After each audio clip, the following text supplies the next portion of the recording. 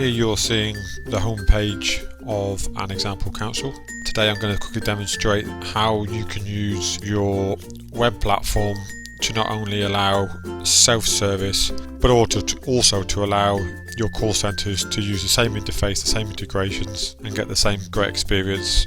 So the first thing I'm going to do is a quick example of self-service. So I move over to my account. If I wanted to do something anonymously, such as report graffiti or a street light, then that's not a problem. I would just click on these, get the best experience, because I'm actually going to log in. Okay, now I'm logged in. What I can do is I can see obviously my previous requests and history. So just click on that. So this enables me to see any processes currently in action. It also lists me all of my previous requests that I may have raised. So what I'm going to do today is request a bulky waste collection. Obviously at the top of the page it will give you information on how to avoid an interaction. So the first thing it's going to do is actually going to ask me my address. Well, because I'm logged in, it's already read my address, it knows where I live, and as you can see it's pre-filled all these forms for me. If I wanted to override that and pick a different address, I could simply click here, but I'm happy that is the address that I want. Because it knows where I am, it will then obviously query the bin routes for my area. So I'm just going to pick the 16th.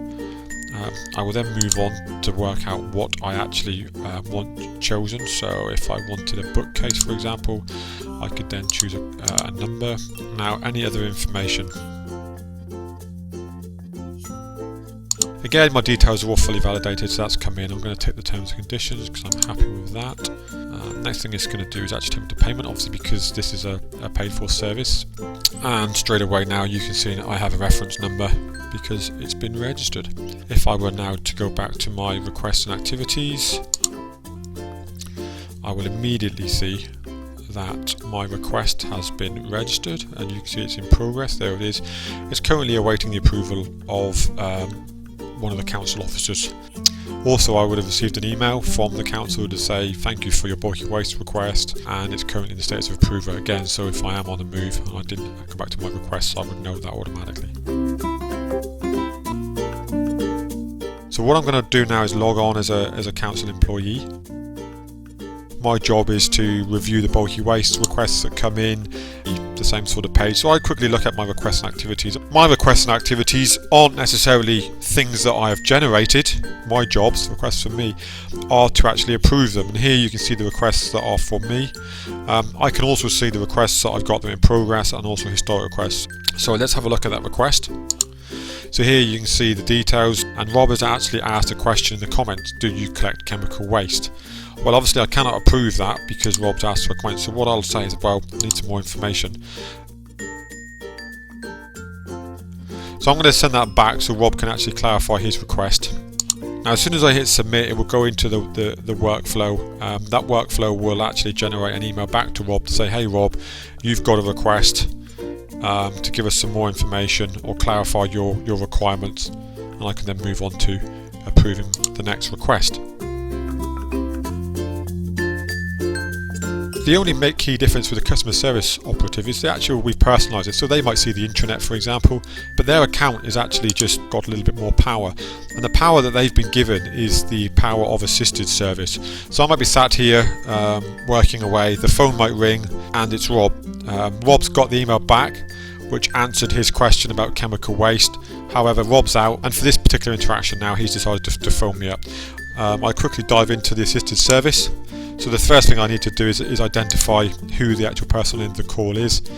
I will then get a list of potential Robs. If Rob was able to give me more information straight away, so for example, Rob gave me his phone number or I had caller display, then I could actually search for that. Here we go. So this is the Rob.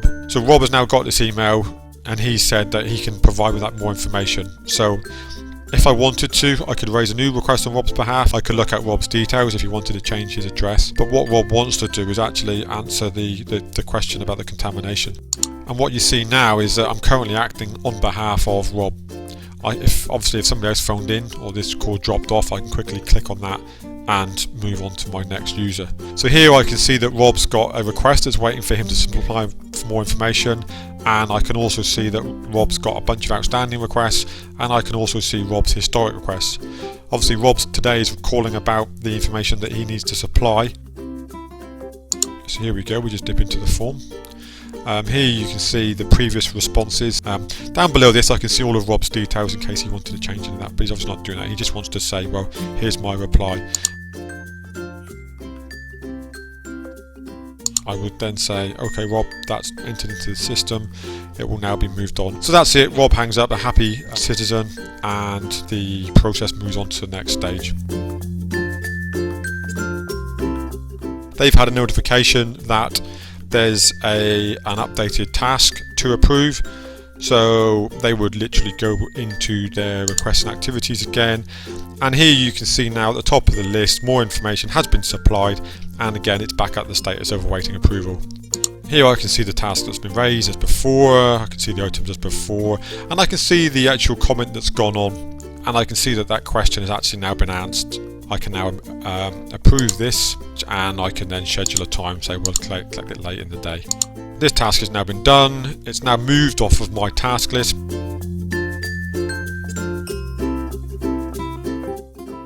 My job is to go around and collect the bulky waste. I've been notified that I've got a task to do, so let's go to my requests and activities again using the same interface so it's consistent. So at the moment I've got no specific requests for me, and I've got no specific requests in progress. However, there are requests that I can help with.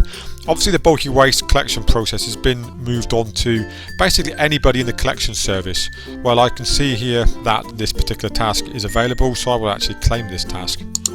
It's now on my request, so that makes sure that nobody else obviously claims it, so we don't end up with two people collecting the same piece of bulky waste.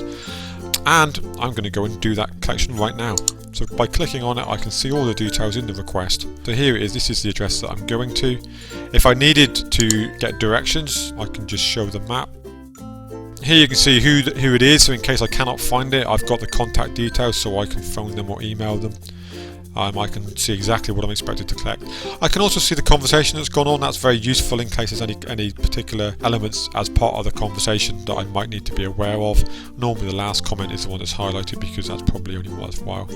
I can see when and where I'm supposed to collect it.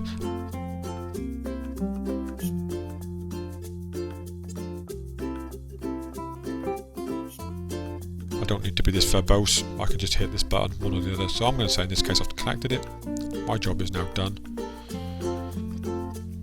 The bulky waste has been collected. So I've now registered that I've collected it. Rob would have got an email telling him that his collection has been done. You can see that I've got nothing to do anymore. So that's good. So that's the end of my role in this scenario.